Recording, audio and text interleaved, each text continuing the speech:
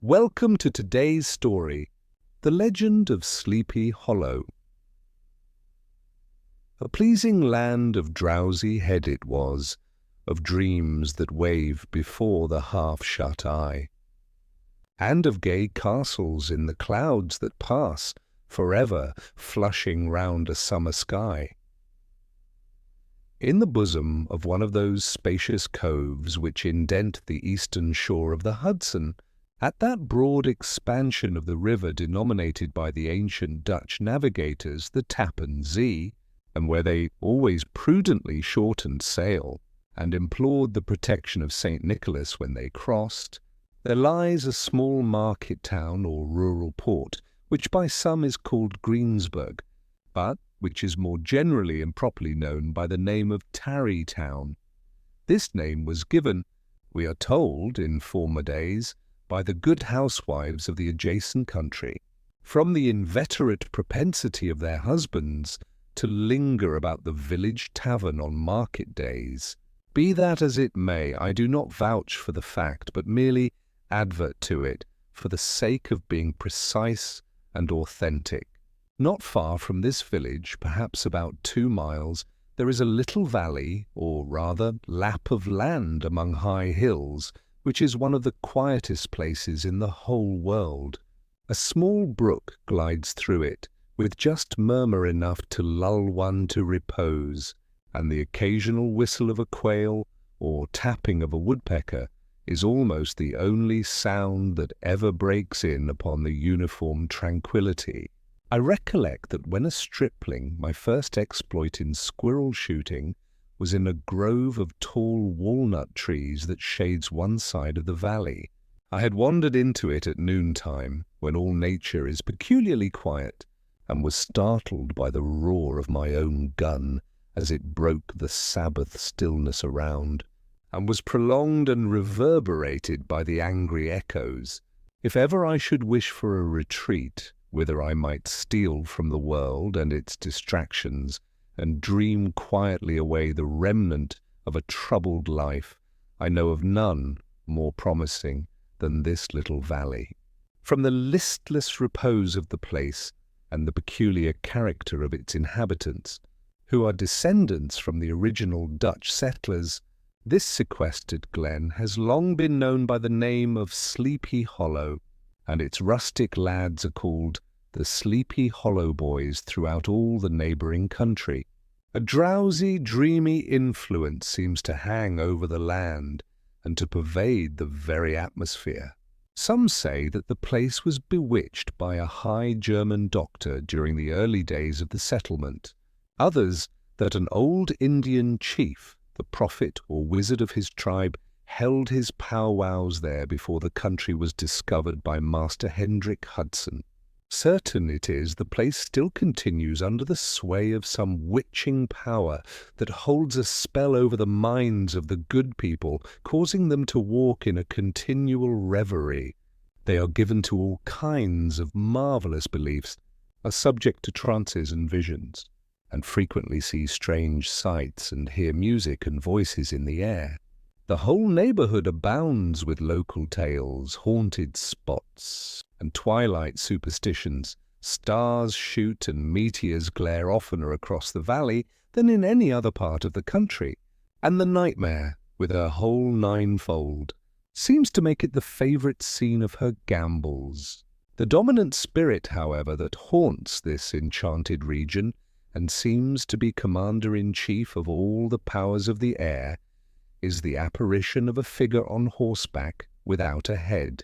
It is said by some to be the ghost of a Hessian trooper whose head had been carried away by a cannonball in some nameless battle during the Revolutionary War, and who is ever and anon seen by the country folk, hurrying along in the gloom of night as if on the wings of the wind. His haunts are not confined to the valley, but extend at times to the adjacent roads, and especially to the vicinity of a church at no great distance. Indeed, certain of the most authentic historians of those parts, who have been careful in collecting and collating the floating facts concerning this spectre, allege that the body of the trooper having been buried in the churchyard, the ghost rides forth to the scene of battle in nightly quest of his head, and that the rushing speed with which he sometimes passes along the hollow like a midnight blast is owing to his being belated and in a hurry to get back to the churchyard before daybreak. Such is the general purport of this legendary superstition, which has furnished materials for many a wild story in that region of shadows, and the spectre is known at all the country firesides by the name of the Headless Horseman of Sleepy Hollow.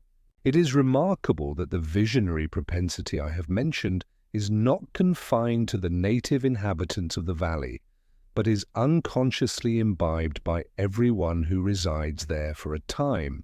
However wide awake they may have been before they entered that sleepy region, they are sure, in a little while, to inhale the witching influence of the air, and begin to grow imaginative, to dream dreams and see apparitions. I mention this peaceful spot with all possible laud, for it is in such little retired Dutch valleys found here and there embosomed in the great state of New York that population, manners, and customs remain fixed, while the great torrent of migration and improvement, which is making such incessant changes in other parts of this restless country, sweeps by them unobserved.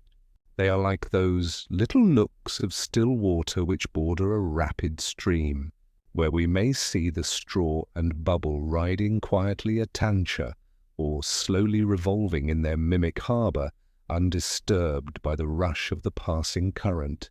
Though many years have elapsed since I trod the drowsy shades of Sleepy Hollow, yet I question whether I should not still find the same trees and the same families vegetating in its sheltered bosom. In this by-place of nature there abode in a remote period of American history, that is to say, some 30 years since, a worthy wight of the name of Ichabod Crane, who sojourned, or, as he expressed it, tarried in Sleepy Hollow for the purpose of instructing the children of the vicinity. He was a native of Connecticut, a state which supplies the Union with pioneers for the mind as well as for the forest, and sends forth yearly its legions of frontier woodsmen and country schoolmasters. The cognomen of Crane was not inapplicable to his person. He was tall but exceedingly lank, with narrow shoulders, long arms and legs, hands that dangled a mile out of his sleeves, feet that might have served for shovels, and his whole frame most loosely hung together. His head was small and flat at top, with huge ears, large green glassy eyes, and a long sniped nose, so that it looked like a weathercock perched upon his spindle neck, to tell which way the wind blew. To see him striding along the profile of a hill on a windy day, with his clothes bagging and fluttering about him, one might have mistaken him for the genius of famine descending upon the earth, or some scarecrow eloped from a cornfield. His schoolhouse was a low building of one large room, rudely constructed of logs, the windows partly glazed and partly patched with leaves of old copybooks. It was most ingeniously secured at vacant hours by a withe twisted in the handle of the door, and stakes set against the window shutters, so that though a thief might get in with perfect ease, he would find some embarrassment in getting out, an idea most probably borrowed by the architect Jost van Houten from the mystery of an eelpot. The schoolhouse stood in a rather lonely but pleasant situation, just at the foot of a woody hill, with a brook running close by, and a formidable birch tree growing at one end of it. From hence the low murmur of his pupils' voices conning over their lessons might be heard in a drowsy summer's day, like the hum of a beehive, interrupted now and then by the authoritative voice of the master in the tone of menace or command, or, peradventure, by the appalling sound of the birch, as he urged some tardy loiterer along the flowery path of knowledge. Truth to say, he was a conscientious man, and ever bore in mind the golden maxim, "Spare the rod and spoil the child." Ichabod Crane's scholars certainly were not spoiled. I would not have it imagined, however, that he was one of those cruel potentates of the school who joy in the smart of their subjects. On the contrary, he administered justice with discrimination rather than severity, taking the burden off the backs of the weak and laying it on those of the strong.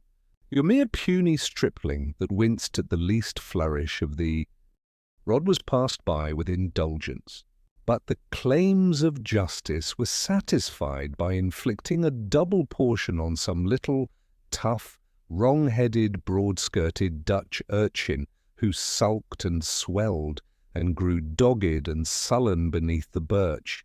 All this he called doing his duty by their parents, and he never inflicted a chastisement without following it by the assurance, so consolatory to the smarting urchin, that he would remember it and thank him for it the longest day he had to live. When school hours were over, he was even the companion and playmate of the larger boys, and on holiday afternoons would convoy some of the smaller ones home who happened to have pretty sisters or good housewives for mothers, noted for the comforts of the cupboard. Indeed, it behooved him to keep on good terms with his pupils. The revenue arising from his school was small, and would have been scarcely sufficient to furnish him with daily bread, for he was a huge feeder, and, though lank, had the dilating powers of an anaconda. But to help out his maintenance, he was, according to country custom in those parts, boarded and lodged at the houses of the farmers, whose children he instructed. With these he lived successively a week at a time, thus going the rounds of the neighbourhood, with all his worldly effects tied up in a cotton handkerchief. That all this might not be too onerous on the purses of his rustic patrons, who are apt to consider the cost of schooling a grievous burden, and schoolmasters as mere drones, he had various ways of rendering himself both useful and agreeable. He assisted the farmers occasionally in the lighter labours of their farms, helped to make hay, mended the fences, took the horses to water, drove the cows from pasture, and cut wood for the winter fire. He laid aside, too, all the dominant dignity and absolute sway with which he lauded it in his little empire, the school, and became wonderfully gentle and ingratiating. He found favour in the eyes of the mothers by petting the children, particularly the youngest, and like the lion bold, which whilom so magnanimously the lamb did hold, he would sit with the child on one knee, and rock a cradle with his foot for whole hours together. In addition to his other vocations, he was the singing master of the neighbourhood, and picked up many bright shillings by instructing the young folks in psalmody. It was a matter of no little vanity to him on Sundays to take his station in front of the church gallery with a band of chosen singers, where in his own mind he completely carried away the palm from the parson. Certain it is, his voice resounded far above all the rest of the congregation, and there are peculiar quavers still to be heard in that church, and which may even be heard half a mile off, quite to the opposite side of the mill pond on a still Sunday morning, which are said to be legitimately descended from the nose of Ichabod Crane. Thus, by divers little makeshifts in that ingenious way which is commonly denominated by hook and by crook, the worthy pedagogue got on tolerably enough, and was thought, by all who understood nothing of the labour of head-work, to have a wonderfully easy life of it. The schoolmaster is generally a man of some importance in the female circle of a rural neighbourhood, being considered a kind of idle gentleman-like personage of vastly superior taste and accomplishments to the rough country swains, and indeed inferior in learning only to the parson. His appearance, therefore, is apt to occasion some little stir at the tea-table of a farmhouse, and the addition of a supernumerary dish of cakes or sweetmeats, or, peradventure, the parade of a silver teapot. Our man of letters, therefore, was peculiarly happy in the smiles of all the country damsels. How he would figure among them in the churchyard, between services on Sundays, gathering grapes for them from the wild vines that overrun the surrounding trees, reciting for their amusement all the epitaphs on the tombstones, or sauntering with a whole bevy of them along the banks of the adjacent mill pond, while the more bashful country bumpkins hung sheepishly back, envying his superior elegance and address. From his half-itinerant life also, he was a kind of travelling gazette, carrying the whole budget of local gossip from house to house, so that his appearance was always greeted with satisfaction. He was, moreover, esteemed by the women as a man of great erudition, for he had read several books quite through, and was a perfect master of Cotton Mather's History of New England Witchcraft, in which, by the way, he most firmly and potently believed. He was, in fact, an odd mixture of small shrewdness and simple credulity. His appetite for the marvellous and his powers of digesting it were equally extraordinary, and both had been increased by his residence in this spellbound region. No tale was too gross or monstrous for his capacious swallow. It was often his delight, after his school was dismissed in the afternoon, to stretch himself on the rich bed of clover, bordering the little brook that whimpered by his schoolhouse, and there con over old Mather's direful tales, until the gathering dusk of the evening made the printed page a mere mist before his eyes. Then, as he wended his way, by swamp and stream and awful woodland, to the farmhouse where he happened to be quartered, every sound of nature at that witching hour fluttered his excited imagination, the moan of the whip-poor-will from the hillside, the boding cry of the tree-toad, that harbinger of storm, the dreary hooting of the screech-owl, or the sudden rustling in the thicket of birds frightened from their roost. The fireflies, too, which sparkled most vividly in the darkest places, now and then startled him, as one of uncommon brightness would stream across his path, and if by chance a huge blockhead of a beetle came winging his blundering flight against him, the poor varlet was ready to give up the ghost with the idea that he was struck with a witch's token. His only resource on such occasions, either to drown thought or drive away evil spirits, was to sing psalm tunes, and the good people of Sleepy Hollow, as they sat by their doors of an evening, were often filled with awe at hearing his nasal melody, in linked sweetness long drawn out, floating from the distant hill or along the dusky road. Another of his sources of fearful pleasure was to pass long winter evenings with the old Dutch wives as they sat spinning by the fire, with a row of apples roasting and spluttering along the hearth, and listen to their marvellous tales of ghosts and goblins, and haunted fields and haunted brooks, and haunted bridges and haunted houses, and particularly of the Headless Horseman, or Galloping Hessian of the Hollow, as they sometimes called him. He would delight them equally by his anecdotes of witchcraft, and of the direful omens and portentous sights and sounds in the air which prevailed in the earlier times of Connecticut, and would frighten them woefully with speculations upon comets and shooting stars, and with the alarming fact that the world did absolutely turn round, and that they were half the time topsy-turvy. But if there was a pleasure in all this, while snugly cuddling in the chimney-corner of a chamber that was all of a ruddy glow from the crackling wood-fire, and where, of course, no spectre dared to show his face, it was dearly purchased by the terrors of his subsequent walk homewards. What fearful shapes and shadows beset his path amidst the dim and ghastly glare of a snowy night? With what wistful look did he eye every trembling ray of light streaming across the waste fields from some distant window?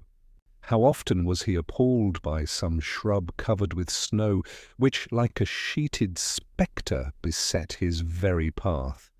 How often did he shrink with curdling awe at the sound of his own steps on the frosty crust beneath his feet, and dread to look over his shoulder lest he should behold some uncouth being tramping close behind him?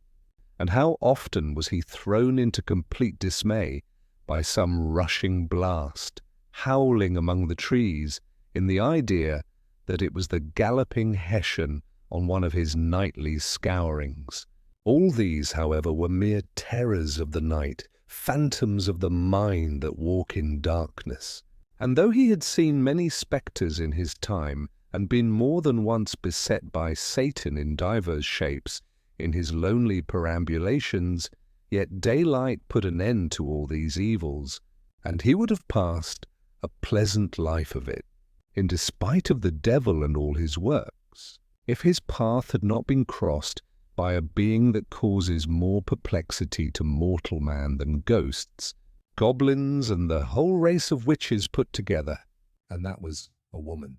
Among the musical disciples who assembled one evening in each week to receive his instructions in psalmody was Katrina van Tassel, the daughter and only child of a substantial Dutch farmer.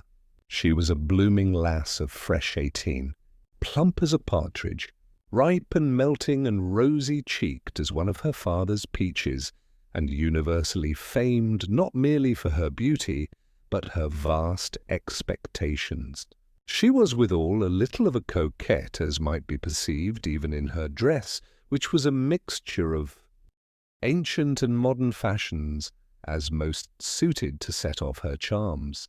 She wore the ornaments of pure yellow gold, which her great-great-grandmother had brought over from Sardom, the tempting stomacher of the olden time, and withal a provokingly short petticoat to display the prettiest foot and ankle in the country round. Ichabod Crane had a soft and foolish heart towards the sex, and it is not to be wondered at that so tempting a morsel soon found favour in his eyes, more especially after he had visited her in her paternal mansion. Old Baltus Van Tassel was a perfect picture of a thriving, contented, liberal-hearted farmer. He seldom, it is true, sent either his eyes or his thoughts beyond the boundaries of his own farm, but within those everything was snug, happy, and well-conditioned. He was satisfied with his wealth, but not proud of it, and piqued himself upon the hearty abundance rather than the style in which he lived. His stronghold was situated on the banks of the Hudson, in one of those green, sheltered, fertile nooks in which the Dutch farmers are so fond of nestling. A great elm tree spread its broad branches over it, at the foot of which bubbled up a spring of the softest and sweetest water in a little well formed of a barrel, and then stole sparkling away through the grass to a neighbouring brook that bubbled along among alders and dwarf willows. Hard by the farmhouse was a vast barn that might have served for a church, every window and crevice of which seemed bursting forth with the treasures of the farm. The flail was busily resounding within it from morning to night.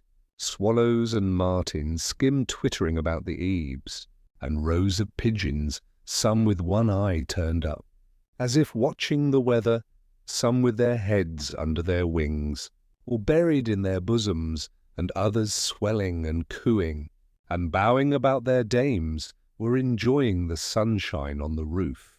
Sleek, unwieldy porkers were grunting in the repose and abundance of their pens, whence sallied forth now and then troops of sucking pigs as if to snuff the air.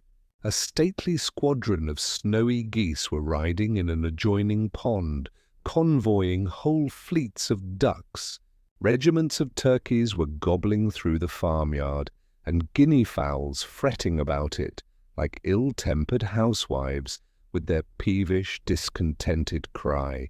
Before the barn door strutted the gallant cock, that pattern of a husband, a warrior, and a fine gentleman, clapping his burnished wings and crowing in the pride and gladness of his heart, sometimes tearing up the earth with his feet, and then generously calling his ever-hungry family of wives and children to enjoy the rich morsel which he had discovered. The pedagogue's mouth watered as he looked upon this sumptuous promise of luxurious winter fare. In his devouring mind's eye he pictured to himself every roasting pig running about with a pudding in his belly and an apple in his mouth. The pigeons were snugly put to bed in a comfortable pie and tucked in with a coverlet of crust. The geese were swimming in their own gravy, and the ducks pairing cosily in dishes like snug married couples with a decent competency of onion sauce. In the porkers he saw carved out the future sleek side of bacon and juicy relishing ham. Not a turkey, but he beheld daintily trussed up with its gizzard under its wing, and, peradventure, a necklace of savoury sausages. And even bright Chanticleer himself lay sprawling on his back in a side dish with uplifted claws as if craving that quarter which his chivalrous spirit disdained to ask while living. As the enraptured Ichabod fancied all this, and as he rolled his great green eyes over the fat meadow-lands, the rich fields of wheat, of rye, of buckwheat and Indian corn, and the orchards burthened with ruddy fruit, which surrounded the warm tenement of Van Tassel, his heart yearned after the damsel who was to inherit these domains, and his imagination expanded with the idea how they might be readily turned into cash, and the money invested in immense tracts of wild land and shingle palaces in the wilderness. Nay, his busy fancy already realized his hopes, and presented to him the blooming Katrina with a whole family of children, mounted on the top of a wagon loaded with household trumpery, with pots and kettles dangling beneath. And he beheld himself bestriding a pacing mare with a colt at her heels, setting out for Kentucky, Tennessee, or the Lord knows where. When he entered the house, the conquest of his heart was complete. It was one of those spacious farmhouses with high-ridged but lowly sloping roofs, built in the style handed down from the first Dutch settlers, the low projecting eaves forming a piazza along the front, capable of being closed up in bad weather. Under this were hung flails, harness, various utensils of husbandry, and nets for fishing in the neighbouring river. Benches were built along the sides for summer use, and a great spinning wheel at one end and a churn at the other showed the various uses to which this important porch might be devoted. From this piazza the wondering Ichabod entered the hall, which formed the centre of the mansion and the place of usual residence. Here rows of resplendent pewter, ranged on a long dresser, dazzled his eyes. In one corner stood a huge bag of wool ready to be spun. In another, a quantity of linsey-woolsey just from the loom, ears of Indian corn, and strings of dried apples and peaches hung in gay festoons along the walls, mingled with the gourd of red peppers, and a door left ajar gave him a peep into the best parlour, where the claw-footed chairs and dark mahogany tables shone like mirrors. Andirons, with their accompanying shovel and tongs, glistened from their covert of asparagus tops. Mock oranges and conch shells decorated the mantelpiece. Strings of various coloured birds' eggs were suspended above it. A great ostrich egg was hung from the centre of the room, and a corner cupboard, knowingly left open, displayed immense treasures of old silver and well-mended china. From the moment Ichabod laid his eyes upon these regions of delight, The peace of his mind was at an end, and his only study was how to gain the affections of the peerless daughter of Van Tassel. In this enterprise, however, he had more real difficulties than generally fell to the lot of a knight-errant of yore, who seldom had anything but giants, enchanters, fiery dragons, and such like easily conquered adversaries to contend with, and had to make his way merely through gates of iron and brass, and walls of adamant, to the castle keep, where the lady of his heart was confined, all which he achieved as easily as a man would carve his way to the centre of a Christmas pie. And then the lady gave him her hand, as a matter of course.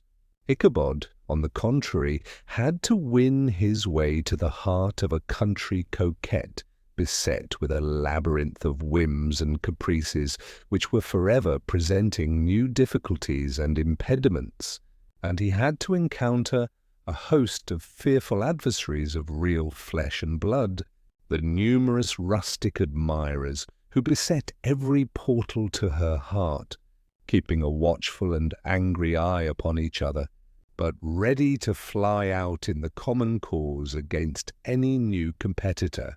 Among these the most formidable was a burly, roaring, roistering blade of the name of Abraham, or, according to the Dutch abbreviation, Brom van Brunt, the hero of the country round, which rang with his feats of strength and hardihood. He was broad-shouldered and double-jointed, with short, curly black hair, and a bluff but not unpleasant countenance, having a mingled air of fun and arrogance. From his Herculean frame and great powers of limb, he had received the nickname of Brom Bones, by which he was universally known. He was famed for great knowledge and skill in horsemanship, being as dexterous on horseback as a Tartar. He was foremost at all races and cockfights, and with the ascendancy which bodily strength always acquires in rustic life, was the umpire in all disputes, setting his hat on one side, and giving his decisions with an air and tone admitting of no gainsay or appeal. He was always ready for either a fight or a frolic, but had more mischief than ill will in his composition, and with all his overbearing roughness there was a strong dash of waggish good humour at bottom. He had 3 or 4 boon companions, who regarded him as their model, and at the head of whom he scoured the country, attending every scene of feud or merriment for miles round. In cold weather he was distinguished by a fur cap, surmounted with a flaunting fox's tail, and when the folks at a country gathering descried this well-known crest at a distance, whisking about among a squad of hard riders, they always stood by for a squall. Sometimes his crew would be heard dashing along past the farmhouses at midnight, with whoop and halloo, like a troop of Don Cossacks, and the old dames, startled out of their sleep, would listen for a moment till the hurry-scurry had clattered by, and then exclaim, "Aye, there goes Brom Bones and his gang!" The neighbours looked upon him with a mixture of awe, admiration, and goodwill, and when any madcap prank or rustic brawl occurred in the vicinity, always shook their heads, and warranted Brom Bones was at the bottom of it. This rantipole hero had for some time singled out the blooming Katrina for the object of his uncouth gallantries, and though his amorous toyings were something like the gentle caresses and endearments of a bear, yet it was whispered that she did not altogether discourage his hopes. Certain it is, his advances were signals for rival candidates to retire who felt no inclination to cross a lion in his amours, insomuch that when his horse was seen tied to Van Tassel's paling, on a Sunday night, a sure sign that his master was courting, or, as it is termed, sparking, within, all other suitors passed by in despair, and carried the war into other quarters. Such was the formidable rival with whom Ichabod Crane had to contend, and, considering all things, a stouter man than he would have shrunk from the competition, and a wiser man would have despaired. He had, however, a happy mixture of pliability and perseverance in his nature. He was in form and spirit like a supple jack, yielding but tough. Though he bent, he never broke, and though he bowed beneath the slightest pressure, yet, the moment it was away, jerk, he was as erect, and carried his head as high as ever. To have taken the field openly against his rival would have been madness, for he was not a man to be thwarted in his amours, any more than that stormy lover Achilles. Ichabod therefore made his advances in a quiet and gently insinuating manner. Under cover of his character of singing master, he made frequent visits at the farmhouse. Not that he had anything to apprehend from the meddlesome interference of parents, which is so often a stumbling block in the path of lovers. Bolt Van Tassel was an easy, indulgent soul. He loved his daughter better even than his pipe, and, like a reasonable man and an excellent father, let her have her way in everything. His notable little wife, too, had enough to do to attend to her housekeeping and manage her poultry. For, as she sagely observed, ducks and geese are foolish things and must be looked after, but girls can take care of themselves. Thus, while the busy dame bustled about the house, or plied her spinning wheel at one end of the piazza, honest Bolt would sit smoking his evening pipe at the other, watching the achievements of a little wooden warrior, who, armed with a sword in each hand, was most valiantly fighting the wind on the pinnacle of the barn. In the meantime, Ichabod would carry on his suit with the daughter by the side of the spring under the great elm, or sauntering along in the twilight, that hour so favourable to the lover's eloquence. I profess not to know how women's hearts are wooed and won. To me they have always been matters of riddle and admiration. Some seem to have but one vulnerable point, or door of access, while others have 1,000 avenues and may be captured in 1,000 different ways.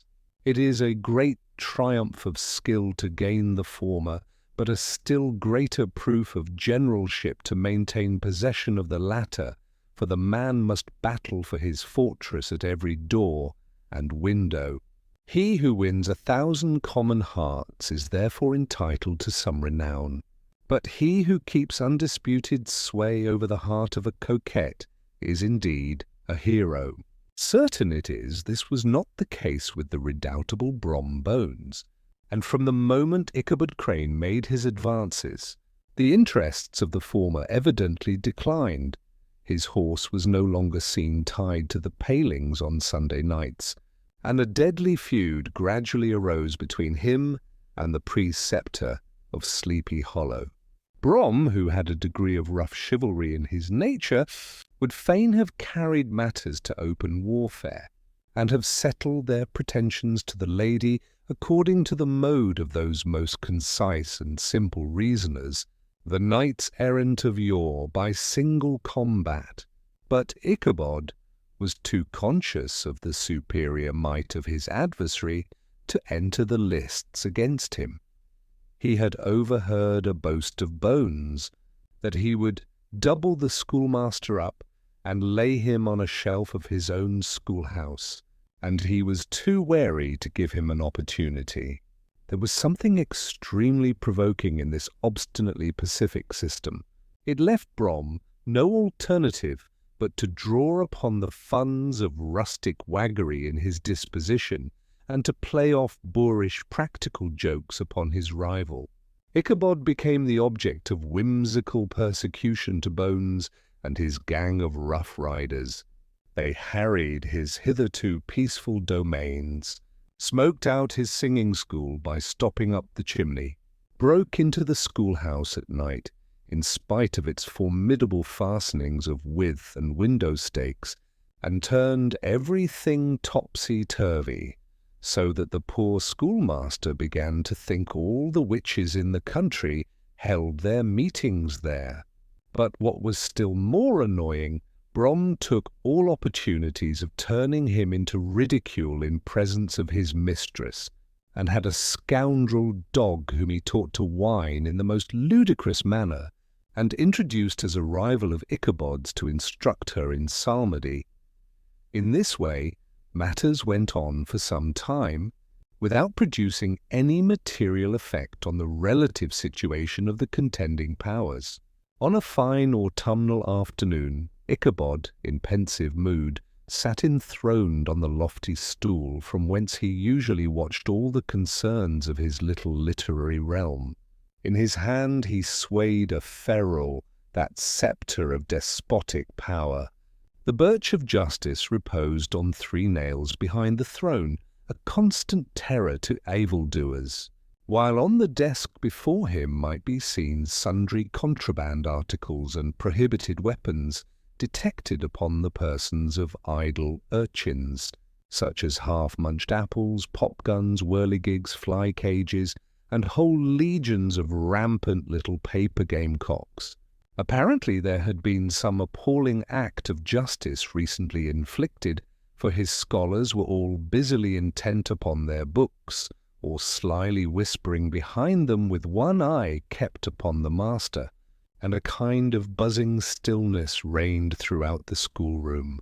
It was suddenly interrupted by the appearance of a negro in tow-cloth jacket and trousers, a round-crowned fragment of a hat like the cap of Mercury, and mounted on the back of a ragged, wild, half-broken colt, which he managed with a rope by way of halter. He came clattering up to the school door with an invitation to Ichabod to attend a merry-making or quilting frolic, to be held that evening at Mynheer Van Tassel's, and having delivered his message with that air of importance and effort at fine language, which a negro is apt to display on petty embassies of the kind, he dashed over the brook and was seen scampering away up the hollow, full of the importance and hurry of his mission. All was now bustle and hubbub in the late quiet schoolroom. The scholars were hurried through their lessons without stopping at trifles. Those who were nimble skipped over half with impunity, and those who were tardy had a smart application now and then in the rear to quicken their speed or help them over a tall word. Books were flung aside without being put away on the shelves. Inkstands were overturned, benches thrown down, and the whole school was turned loose an hour before the usual time, bursting forth like a legion of young imps, yelping and racketing about the green in joy at their early emancipation.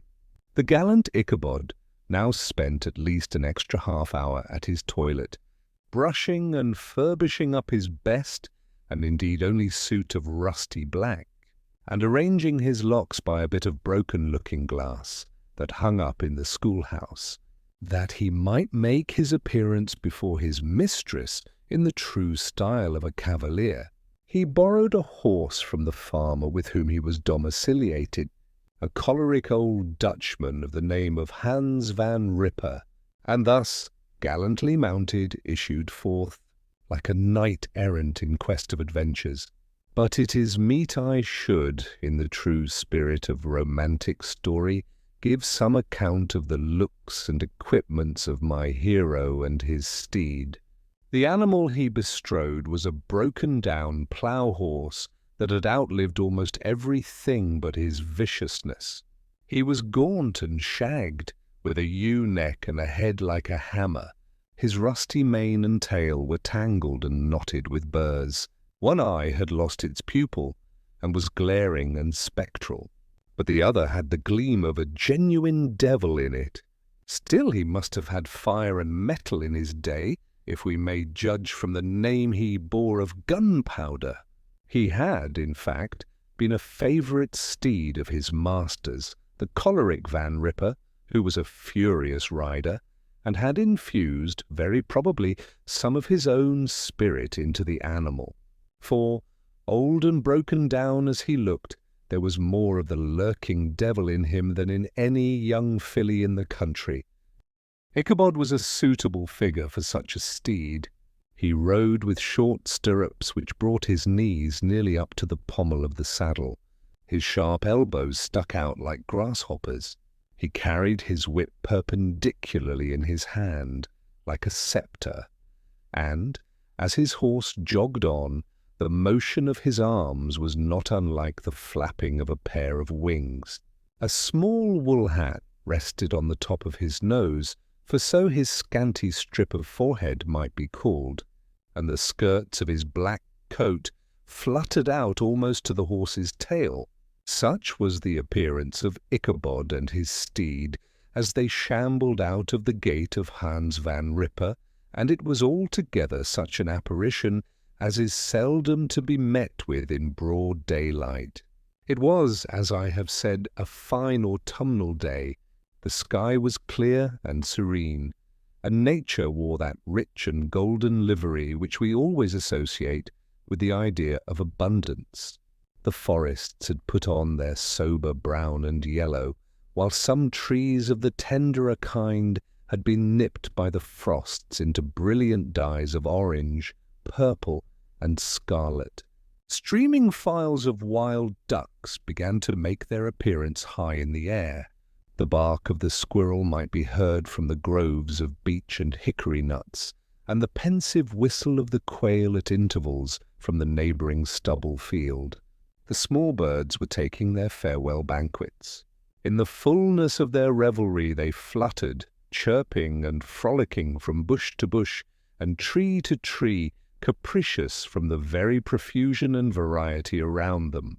There was the honest cock-robin, the favourite game of stripling sportsmen, with its loud, querulous note, and the twittering blackbirds flying in sable clouds, and the golden-winged woodpecker with his crimson crest, his broad black gorget and splendid plumage, and the cedar bird with its red-tipped wings and yellow-tipped tail, and its little Montero cap of feathers, and the blue jay, that noisy coxcomb in his gay light blue coat and white underclothes, screaming and chattering, nodding and bobbing and bowing, and pretending to be on good terms with every songster of the grove. As Ichabod jogged slowly on his way, his eye, ever open to every symptom of culinary abundance, ranged with delight over the treasures of jolly autumn. On all sides he beheld vast store of apples, some hanging in oppressive opulence on the trees, some gathered into baskets and barrels for the market, others heaped up in rich piles for the cider press. Farther on he beheld great fields of Indian corn, with its golden ears peeping from their leafy coverts, and holding out the promise of cakes and hasty pudding, and the yellow pumpkins lying beneath them, turning up their fair round bellies to the sun, and giving ample prospects of the most luxurious of pies. And anon he passed the fragrant buckwheat fields, breathing the odour of the beehive, and as he beheld them, soft anticipations stole over his mind of dainty slapjacks, well buttered and garnished with honey or treacle by the delicate little dimpled hand of Katrina Van Tassel. Thus, feeding his mind with many sweet thoughts and sugared suppositions, he journeyed along the sides of a range of hills which look out upon some of the goodliest scenes of the mighty Hudson. The sun gradually wheeled his broad disk down into the west. The wide bosom of the Tappan Zee lay motionless and glassy, excepting that here and there a gentle undulation waved and prolonged the blue shadow of the distant mountain. A few amber clouds floated in the sky, without a breath of air to move them. The horizon was of a fine golden tint, changing gradually into a pure apple green, and from that into the deep blue of the mid-heaven. A slanting ray lingered on the woody crests of the precipices that overhung some parts of the river, giving greater depth to the dark grey and purple of their rocky sides. A sloop was loitering in the distance, dropping slowly down with the tide, her sail hanging uselessly against the mast. And as the reflection of the sky gleamed along the still water, it seemed as if the vessel was suspended in the air. It was toward evening that Ichabod arrived at the castle of the Heer Van Tassel, which he found thronged with the pride and flower of the adjacent country.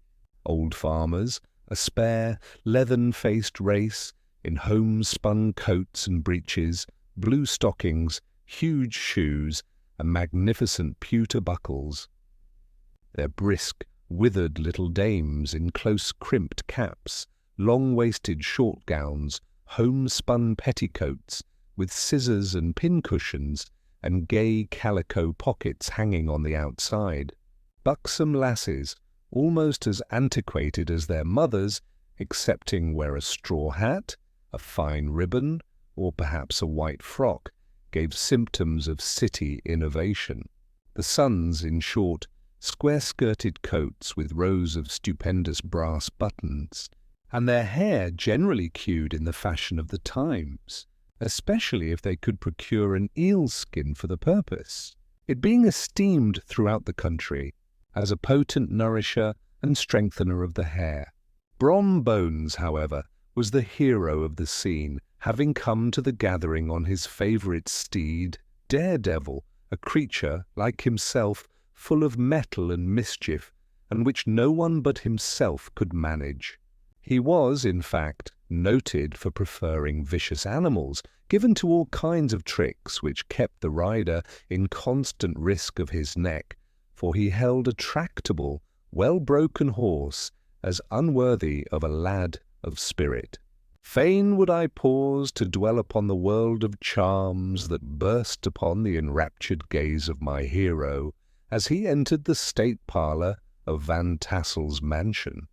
Not those of the bevy of buxom lasses with their luxurious display of red and white, but the ample charms of a genuine Dutch country tea-table in the sumptuous time of autumn. Such heaped-up platters of cakes of various and almost indescribable kinds, known only to experienced Dutch housewives. There was the doughty dough-nut, the tenderer oliekoek, and the crisp and crumbling cruller, sweet cakes and short cakes, ginger cakes and honey cakes, and the whole family of cakes. And then there were apple pies and peach pies and pumpkin pies, besides slices of ham and smoked beef, and moreover delectable dishes of preserved plums and peaches and pears and quinces, not to mention broiled shade and roasted chickens, together with bowls of milk and cream, all mingled higgledy-piggledy, pretty much as I have enumerated them, with the motherly teapot sending up its clouds of vapour from the midst. Heaven bless the mark! I want breath and time to discuss this banquet as it deserves, and am too eager to get on with my story. Happily, Ichabod Crane was not in so great a hurry as his historian, but did ample justice to every dainty. He was a kind and thankful creature, whose heart dilated in proportion as his skin was filled with good cheer, and whose spirits rose with eating, as some men's do with drink. He could not help, too, rolling his large eyes round him as he ate, and chuckling with the possibility that he might one day be lord of all this scene of almost unimaginable luxury and splendour. Then he thought how soon he'd turn his back upon the old schoolhouse, snap his fingers in the face of Hans Van Ripper and every other niggardly patron, and kick any itinerant pedagogue out of doors that should dare to call him comrade. Old Baltus Van Tassel moved about among his guests with a face dilated with content and good humour, round and jolly as the harvest moon. His hospitable attentions were brief but expressive, being confined to a shake of the hand, a slap on the shoulder, a loud laugh, and a pressing invitation to fall to and help themselves.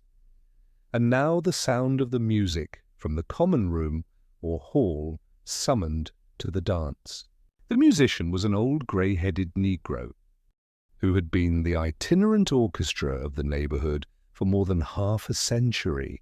His instrument was as old and battered as himself. The greater part of the time he scraped on 2 or 3 strings, accompanying every movement of the bow with a motion of the head, bowing almost to the ground and stamping with his foot whenever a fresh couple were to start. Ichabod prided himself upon his dancing as much as upon his vocal powers.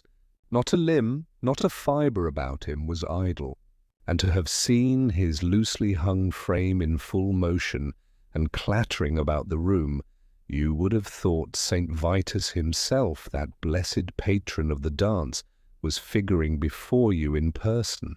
He was the admiration of all the Negroes, who, having gathered of all ages and sizes from the farm and the neighbourhood, stood forming a pyramid of shining black faces at every door and window, gazing with delight at the scene, rolling their white eyeballs, and showing grinning rows of ivory from ear to ear. How could the flogger of urchins be otherwise than animated and joyous? The lady of his heart was his partner in the dance, and smiling graciously in reply to all his amorous oglings, while Brom Bones, sorely smitten with love and jealousy, sat brooding by himself in one corner.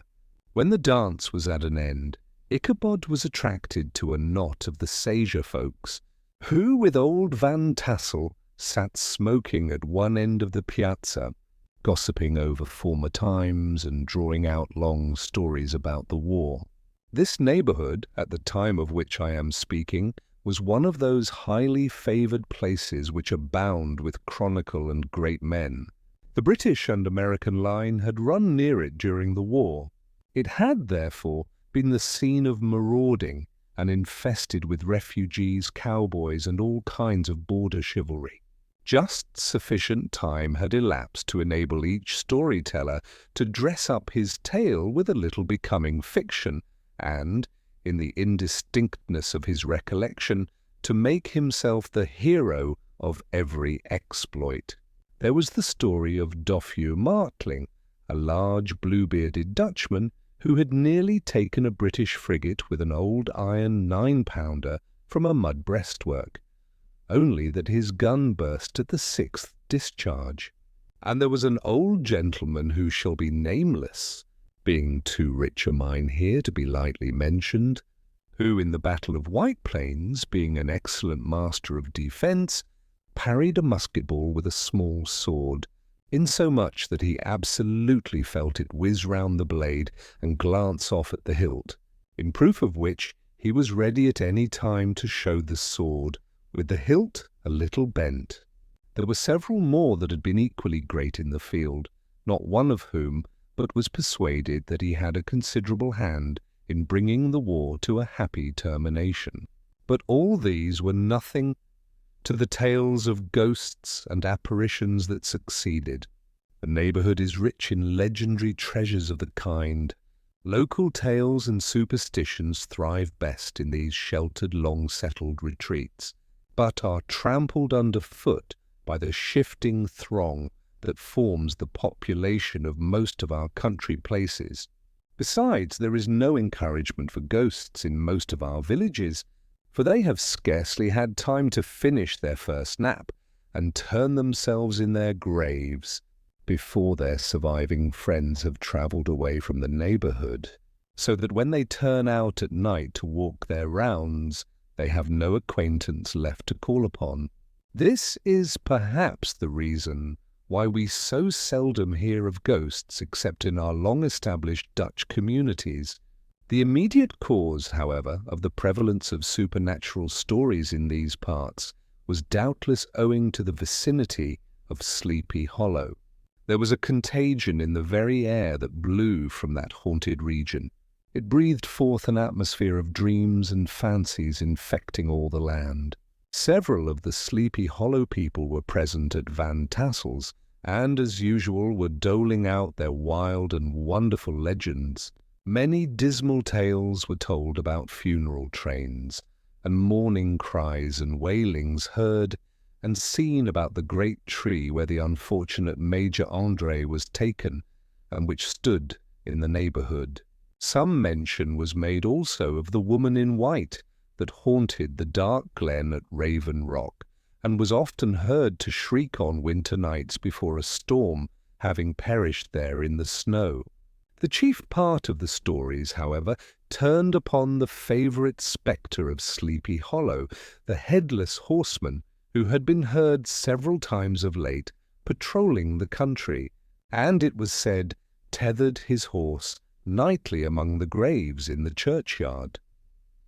The sequestered situation of this church seems always to have made it a favourite haunt of troubled spirits.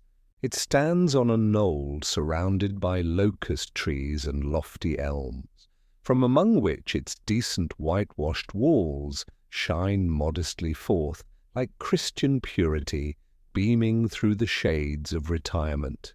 A gentle slope descends from it to a silver sheet of water bordered by high trees, between which peeps may be caught at the blue hills of the Hudson. To look upon its grass-grown yard, where the sunbeams seem to sleep so quietly, one would think that there at least the dead might rest in peace. On one side of the church extends a wide woody dell, along which raves a large brook among broken rocks and trunks of fallen trees. Over a deep black part of the stream, not far from the church, was formerly thrown a wooden bridge. The road that led to it, and the bridge itself, were thickly shaded by overhanging trees, which cast a gloom about it, even in the daytime, but occasioned a fearful darkness at night. This was one of the favourite haunts of the headless horseman, and the place where he was most frequently encountered.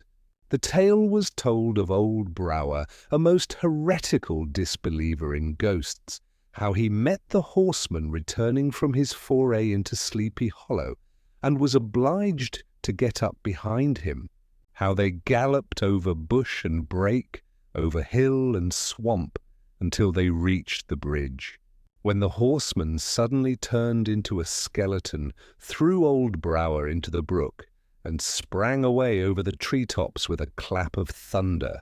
This story was immediately matched by a thrice marvellous adventure of Brom Bones, who made light of the galloping Hessian as an arrant jockey. He affirmed that on returning one night from the neighbouring village of Sing Sing, he had been overtaken by this midnight trooper, that he had offered to race with him for a bowl of punch, and should have won it too, for Daredevil beat the goblin horse All Hollow. But just as they came to the church bridge, the Hessian bolted and vanished in a flash of fire. All these tales, told in that drowsy undertone with which men talk in the dark, the countenances of the listeners only now and then receiving a casual gleam from the glare of a pipe, sank deep in the mind of Ichabod. He repaid them in kind with large extracts from his invaluable author, Cotton Mather, and added many marvellous events that had taken place in his native state of Connecticut, and fearful sights which he had seen in his nightly walks about Sleepy Hollow. The revel now gradually broke up. The old farmers gathered together their families in their wagons, and were heard for some time rattling along the hollow roads and over the distant hills, some of the damsels mounted on pillions behind their favourite swains, and their light-hearted laughter, mingling with the clatter of hoofs, echoed along the silent woodlands, sounding fainter and fainter until they gradually died away, and the late scene of noise and frolic was all silent and deserted. Ichabod only lingered behind, according to the custom of country lovers, to have a tête-à-tête with the heiress, fully convinced that he was now on the high road to success. What passed at this interview I will not pretend to say, for in fact I do not know. Something, however, I fear me must have gone wrong, for he certainly sallied forth, after no very great interval, with an air quite desolate and chop-fallen. Oh, these women. These women! Could that girl have been playing off any of her coquettish tricks? Was her encouragement of the poor pedagogue all a mere sham to secure her conquest of his rival? Heaven only knows, not I.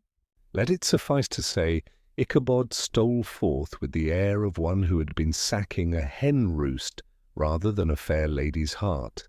Without looking to the right or left to notice the scene of rural wealth on which he had so often gloated, he went straight to the stable, and with several hearty cuffs and kicks roused his steed most uncourteously from the comfortable quarters in which he was soundly sleeping, dreaming of mountains of corn and oats, and whole valleys of timothy and clover. It was the very witching time of night that Ichabod, heavy-hearted and crestfallen, pursued his travels homewards, along the sides of the lofty hills which rise above Tarrytown, and which he had traversed so cheerily in the afternoon.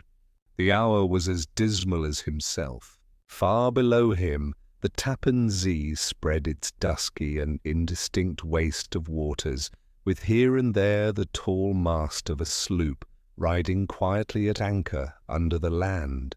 In the dead hush of midnight he could even hear the barking of the watchdog from the opposite shore of the Hudson, but it was so vague and faint as only to give an idea of his distance from this faithful companion of man. Now and then, too, the long-drawn crowing of a cock, accidentally awakened, would sound far, far off, from some farmhouse away among the hills, but it was like a dreaming sound in his ear. No signs of life occurred near him, but occasionally the melancholy chirp of a cricket, or perhaps the guttural twang of a bullfrog from a neighbouring marsh, as if sleeping uncomfortably and turning suddenly in his bed. All the stories of ghosts and goblins that he had heard in the afternoon now came crowding upon his recollection. The night grew darker and darker. The stars seemed to sink deeper in the sky, and driving clouds occasionally hid them from his sight. He had never felt so lonely and dismal. He was, moreover, approaching the very place where many of the scenes of the ghost stories had been laid. In the centre of the road stood an enormous tulip tree, which towered like a giant above all the other trees of the neighbourhood, and formed a kind of landmark. Its limbs were gnarled and fantastic, large enough to form trunks for ordinary trees, twisting down almost to the earth and rising again into the air. It was connected with the tragical story of the unfortunate André, who had been taken prisoner hard by, and was universally known by the name of Major André's tree. The common people regarded it with a mixture of respect and superstition, partly out of sympathy for the fate of its ill-starred namesake, and partly from the tales of strange sights and doleful lamentations told concerning it. As Ichabod approached this fearful tree, he began to whistle. He thought his whistle was answered. It was but a blast, sweeping sharply through the dry branches. As he approached a little nearer, he thought he saw something white hanging in the midst of the tree. He paused and ceased whistling, but on looking more narrowly, perceived that it was a place where the tree had been scathed by lightning, and the white wood laid bare. Suddenly he heard a groan, his teeth chattered, and his knees smote against the saddle. It was but the rubbing of one huge bough upon another as they were swayed about by the breeze. He passed the tree in safety, but new perils lay before him. About 200 yards from the tree, a small brook crossed the road and ran into a marshy and thickly wooded glen, known by the name of Wiley's Swamp. A few rough logs laid side by side served for a bridge over this stream. On that side of the road where the brook entered the wood, a group of oaks and chestnuts, matted thick with wild grapevines, threw a cavernous gloom over it. To pass this bridge was the severest trial. It was at this identical spot that the unfortunate Andre was captured, and under the covert of those chestnuts and vines were the sturdy yeomen concealed who surprised him. This has ever since been considered a haunted stream, and fearful are the feelings of the schoolboy who has to pass it alone after dark. As he approached the stream, his heart began to thump. He summoned up, however, all his resolution, gave his horse half a score of kicks in the ribs, and attempted to dash briskly across the bridge. But instead of starting forward, the perverse old animal made a lateral movement and ran broadside against the fence. Ichabod, whose fears increased with the delay, jerked the reins on the other side and kicked lustily with the contrary foot. It was all in vain. His steed started, it is true, but it was only to plunge to the opposite side of the road into a thicket of brambles and alder bushes. The schoolmaster now bestowed both whip and heel upon the starveling ribs of old Gunpowder, who dashed forward, snuffling and snorting, but came to a stand just by the bridge with a suddenness that had nearly sent his rider sprawling over his head. Just at this moment, a plashy tramp by the side of the bridge caught the sensitive ear of Ichabod. In the dark shadow of the grove, on the margin of the brook, he beheld something huge, misshapen, black, and towering. It stirred not, but seemed gathered up in the gloom, like some gigantic monster ready to spring upon the traveller. The hair of the affrighted pedagogue rose upon his head with terror. What was to be done? To turn and fly was now too late, and besides, what chance was there of escaping ghost or goblin, if such it was, which could ride upon the wings of the wind? Summoning up, therefore, a show of courage, he demanded in stammering accents, "Who are you?" He received no reply. He repeated his demand in a still more agitated voice. Still there was no answer. Once more he cudgelled the sides of the inflexible Gunpowder, and shutting his eyes, broke forth with involuntary fervour into a psalm tune.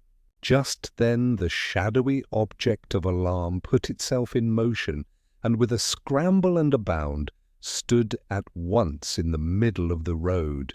Though the night was dark and dismal, yet the form of the unknown might now in some degree be ascertained. He appeared to be a horseman of large dimensions, and mounted on a black horse of powerful frame.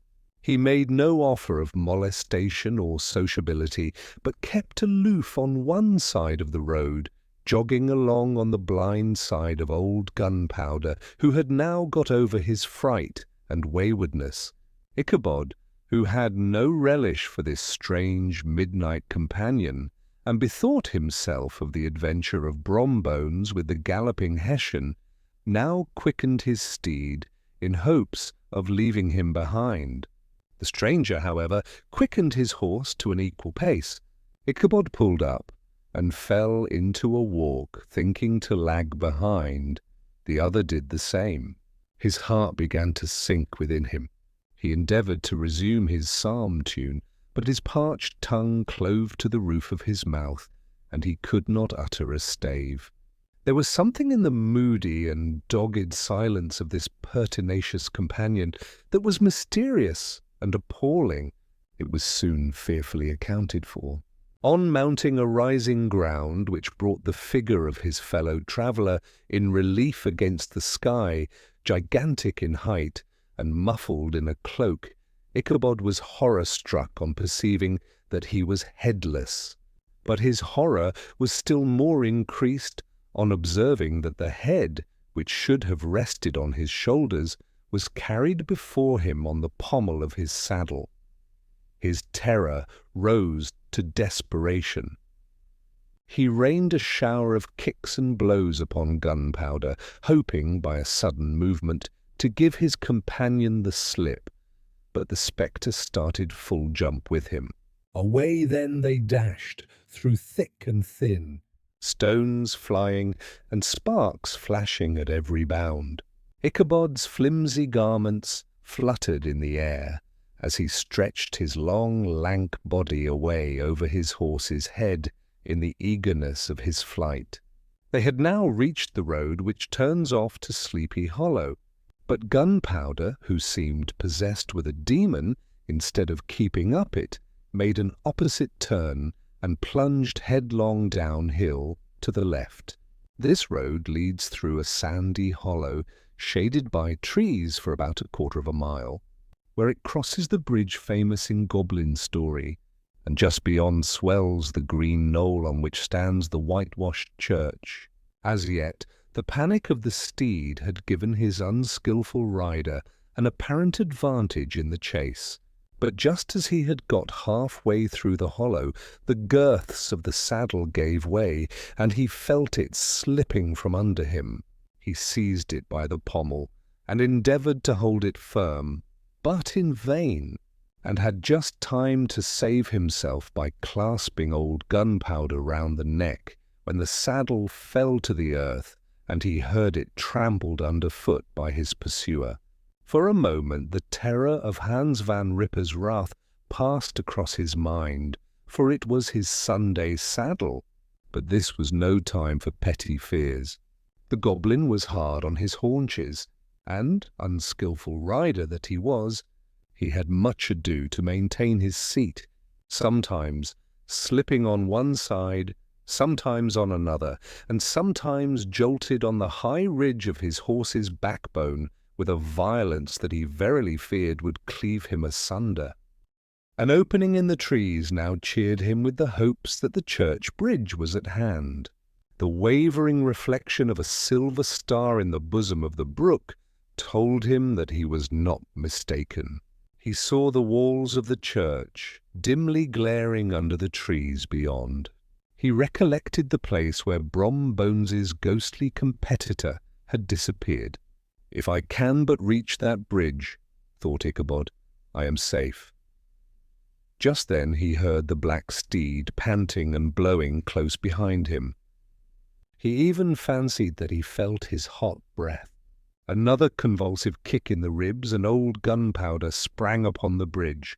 He thundered over the resounding planks. He gained the opposite side, and now Ichabod cast a look behind to see if his pursuer should vanish, according to rule, in a flash of fire and brimstone. Just then he saw the goblin rising in his stirrups and in the very act of hurling his head at him. Ichabod endeavoured to dodge the horrible missile, but too late. It encountered his cranium with a tremendous crash. He was tumbled headlong into the dust, and Gunpowder, the black steed, and the goblin rider passed by like a whirlwind. The next morning, the old horse was found without his saddle, and with the bridle under his feet, soberly cropping the grass at his master's gate. Ichabod did not make his appearance at breakfast. Dinner hour came, but no Ichabod. The boys assembled at the schoolhouse, and strolled idly about the banks of the brook, but no schoolmaster. Hans Van Ripper now began to feel some uneasiness about the fate of poor Ichabod and his saddle. An inquiry was set on foot, and after diligent investigation they came upon his traces. In one part of the road leading to the church was found the saddle trampled in the dirt, the tracks of horses' hooves deeply dented in the road, and evidently at furious speed were traced to the bridge, beyond which, on the bank of a broad part of the brook where the water ran deep and black, was found the hat of the unfortunate Ichabod, and close beside it a shattered pumpkin. The brook was searched, but the body of the schoolmaster was not to be discovered. Hans Van Ripper, as executor of his estate, examined the bundle which contained all his worldly effects.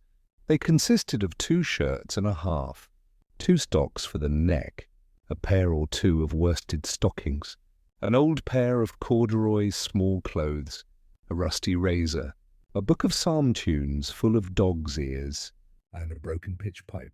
As to the books and furniture of the schoolhouse, they belong to the community, excepting Cotton Mather's History of Witchcraft, a New England almanac, and a book of dreams and fortune-telling, in which last was a sheet of foolscap much scribbled and blotted, in several fruitless attempts to make a copy of verses in honour of the heiress of Van Tassel.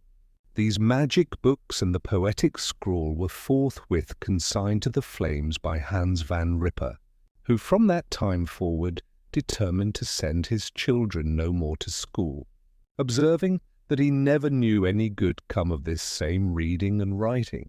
Whatever money the schoolmaster possessed, and he had received his quarter's pay but a day or two before, he must have had about his person at the time of his disappearance. The mysterious event caused much speculation at the church on the following Sunday. Knots of gazers and gossips were collected in the churchyard, at the bridge, and at the spot where the hat and pumpkin had been found. The stories of Brower, of Bones, and a whole budget of others were called to mind, and when they had diligently considered them all, and compared them with the symptoms of the present case, they shook their heads, and came to the conclusion that Ichabod had been carried off by the galloping Hessian. As he was a bachelor, and in nobody's debt, nobody troubled his head any more about him. The school was removed to a different quarter of the hollow, and another pedagogue reigned in his stead. It is true, an old farmer who had been down to New York on a visit several years after, and from whom this account of the ghostly adventure was received, brought home the intelligence that Ichabod Crane was still alive, that he had left the neighbourhood partly through fear of the goblin and Hans van Ripper, and partly in mortification at having been suddenly dismissed by the heiress, that he had changed his quarters to a distant part of the country, had kept school and studied law at the same time, had been admitted to the bar, turned politician, electioneered, written for the newspapers, and finally had been made a justice of the £10 court. Brom Bones, too, who shortly after his rival's disappearance conducted the blooming Katrina in triumph to the altar, was observed to look exceedingly knowing whenever the story of Ichabod was related, and always burst into a hearty laugh at the mention of the pumpkin, which led some to suspect that he knew more about the matter than he chose to tell. The old country wives, however, who are the best judges of these matters, maintain to this day that Ichabod was spirited away by supernatural means, and it is a favourite story often told about the neighbourhood round the winter evening fire. The bridge became more than ever an object of superstitious awe, and that may be the reason why the road has been altered of late years, so as to approach the church by the border of the mill pond. The schoolhouse, being deserted, soon fell to decay, and was reported to be haunted by the ghost of the unfortunate pedagogue, and the ploughboy, loitering homeward of a still summer evening, has often fancied his voice at a distance, chanting a melancholy psalm tune among the tranquil solitudes of Sleepy Hollow. The preceding tale is given almost in the precise words in which I heard it related at a corporation meeting of the ancient city of Manhattoes, at which were present many of its sagest and most illustrious burghers. The narrator was a pleasant, shabby, gentlemanly old fellow in pepper and salt clothes, with a sadly humorous face, and one whom I strongly suspected of being poor, he made such efforts to be entertaining. When his story was concluded, there was much laughter and approbation, particularly from 2 or 3 deputy aldermen who had been asleep the greater part of the time. There was, however, one tall, dry-looking old gentleman with beetling eyebrows, who maintained a grave and rather severe face throughout, now and then folding his arms, inclining his head, and looking down upon the floor, as if turning a doubt over in his mind. He was one of your wary men who never laugh but upon good grounds, when they have reason and the law on their side. When the mirth of the rest of the company had subsided and silence was restored, he leaned one arm on the elbow of his chair, and sticking the other akimbo, demanded, with a slight but exceedingly sage motion of the head and contraction of the brow, what was the moral of the story and what it went to prove. The storyteller, who was just putting a glass of wine to his lips, as a refreshment after his toils, paused for a moment, looked at his inquirer with an air of infinite deference, and lowering the glass slowly to the table, observed that the story was intended most logically to prove that there is no situation in life but has its advantages and pleasures, provided we will but take a joke as we find it. That, therefore, he that runs races with goblin troopers is likely to have rough riding of it. Ergo, for a country schoolmaster to be refused the hand of a Dutch heiress is a certain step to high preferment in the state. The cautious old gentleman knit his brows tenfold closer after this explanation, being sorely puzzled by the ratiocination of the syllogism, while methought the one in pepper and salt eyed him with something of a triumphant leer. At length he observed that all this was very well, but still he thought the story a little on the extravagant. There were one or two points on which he had his doubts. "Faith, sir," replied the storyteller, "as to that matter, I don't believe one half of it myself.